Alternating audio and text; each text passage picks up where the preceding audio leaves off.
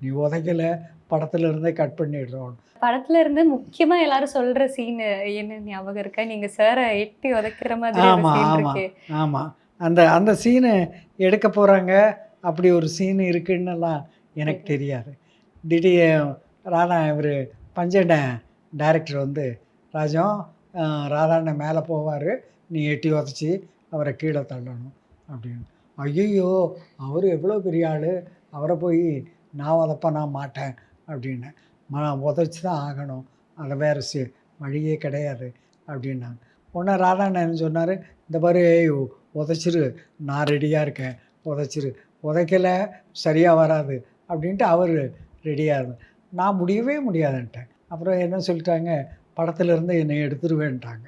"நீ உதைக்கல, படத்துல இருந்தே கட் பண்ணிடுறோம்." அப்புறம் சான்ஸ் போயிடுமே. சரி உதைச்சிடலாம் அப்படின்னு தீர்மானிட்டு கடவுளை எல்லாம் கும்பிட்டுட்டு போய் உதைச்சேன். உதைச்சா என்ன ஆச்சு, நான் கீழ விழுந்துட்டேன். அவர் உட்கார்ந்துருக்காரு. "என்னண்ணே நீங்க என்ன நீ உதைச்சியா நீ? சும்மா கால வச்சு நீ கீழ விழுந்துட்ட. அப்படிலாம் பண்ணக்கூடாது. உதைக்கிறது ஒரே தரம். கரெக்ட்டா உதைச்சிருன்னு." இல்லைன்னா கஷ்டமா போயிடும். சரின்னு சொல்லி மறுபடியும் கடவுளை எல்லாம் வேண்டிக்கிட்டு உதைச்சேன். கீழ விழுந்துட்டார். கீழ விழுந்து அவருக்கு நல்லா அடியே பட்டுருச்சு. நானும் உதைச்சு முடிச்சுட்டு, அப்புறம் அவர் கால்லயே போய் நான் விழுந்தேன்.